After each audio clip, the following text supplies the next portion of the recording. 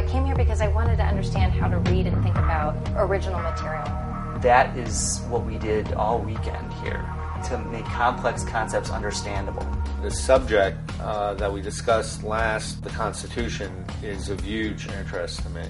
The purpose of the seminar was also to try to figure out how I could think better about politics. We're engaging on issues of politics and philosophy that are very complex. I found it a very intellectually interesting experience.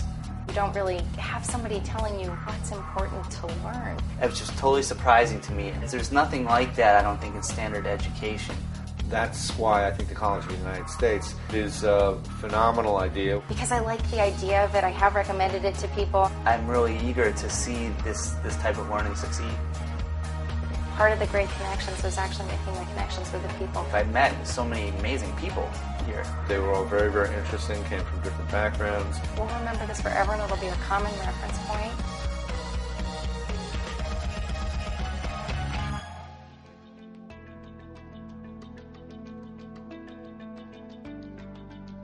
I wanted to come to a place where people could guide me in thinking more clearly about texts and be able to put ideas together more succinctly. Like I said, I had never experienced this technique whereby we were given some readings, and the attempt is to try and focus on the readings and not bring in outside information. You're having these ideas, your ideas, challenged on many different levels. You've got to learn how to defend these ideas from many different angles. You basically are learning how to take the conversation forward, how to engage the various schools of thought with no boundaries, no structure. Well, one of the things that happened over the seminar was going from being incredibly uncomfortable and frustrated with the format, the Socratic format, to feeling much more comfortable and happy with how you don't really have somebody telling you what's important to learn. There was a lot of frustration early on, I think, with the format, because we're not used to learning in this way, but I've gotten very comfortable with it very quickly. So this idea of necessary and proper powers appears in both of these documents, and I wonder if we can compare what the reasoning is about them. So both of them talk about the Constitution and its role in relation to power, and what can reasoning about the Constitution tell us about what the government can and can't do with the Constitution. What do people think is in common between the specific arguments that Jefferson is making and the general description of the Constitution, or this part of the Constitution, that Madison is making in trying to get the people and the states to support the Constitution? It looks to me like Jefferson directly addresses the power to make all laws.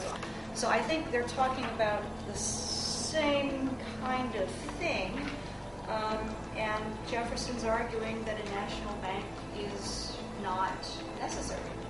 I thought it was in the context of the constitutionality of the national bank, and that he's going through why this, even though one might want to say that it's part of the general welfare, the only action they're authorized to take is to lay taxes for that purpose. So even if the proponents of opening the bank say it's for the general welfare, they're still not authorized to do that. They're only authorized to lay taxes for that purpose, not to actually go ahead and build the bank and then run it. The letter by Jefferson to Washington against the foundation of the First National Bank, and then the 44th Federalist paper written by Madison. That was very, very interesting. And I had not read those two documents that we read today. He says, provide for the welfare of the Union. He's got that in italics. Which to me sounds like he's talking about the welfare of the Union or the government itself. In other words, not welfare for individual citizens. Right. General welfare. When they said general welfare, they were talking about preservation of a union based on property rights. The Constitution is all about and only about property rights. It all, it sounded circular, or was he referring to only the enumerated powers only specifically enumerated powers can be used to determine general welfare? So the very process that we're engaged in right now raises the very epistemological questions about how you engage in law about a document.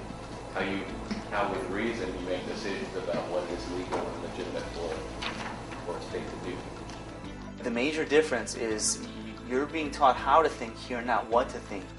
You are grappling with the great issues throughout history. That's what I was looking for, the independence to understand what I'm hearing and filter it myself and not be dependent on others to interpret what's happening for me. It was a strangely equalizing experience to find out that we could all think for ourselves and that nobody's going to necessarily validate your opinion, and you just keep putting stuff out there and trying to learn, and you become less dependent on other people.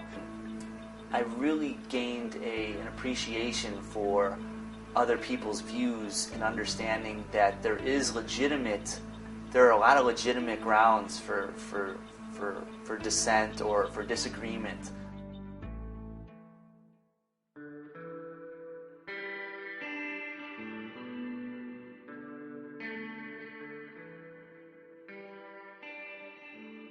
I probably had the most fun analyzing the art today. I usually don't delve into the details at all, and I found myself just like enjoying it like a game. The exercise is to develop your own independent understanding of artwork by being able to look at what's going on in the artwork, the figures, the expressions, the setting, and see what you can know about the meaning of it. That was the part where there was absolutely no pressure whatsoever. That was one of the most easy, joyful parts, because you could just look at it and say, hey, I see a sword. and I enjoyed it very much. My first question is, what is going on in this painting? So is it somebody's home? Is it a Roman nobleman's home? That would be, he's just protecting his household? Looks like a man who's offering up his sword to soldiers, and the women are crying about it.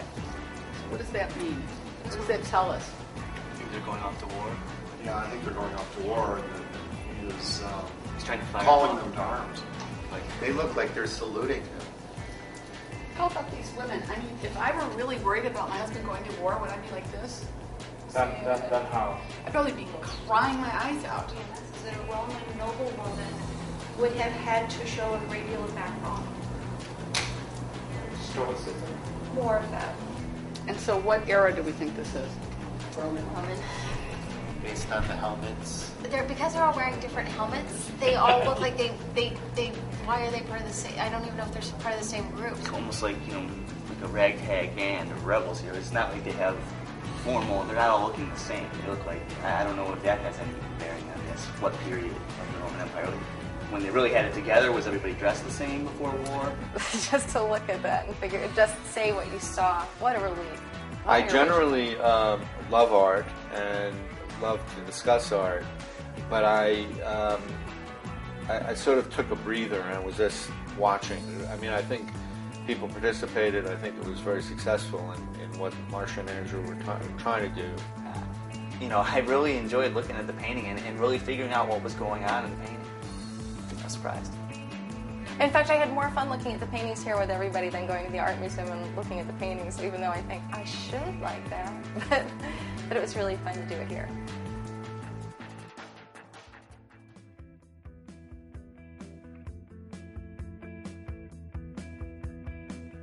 I was intrigued by Marsha's ideas about applying Montessori principles to adult learning.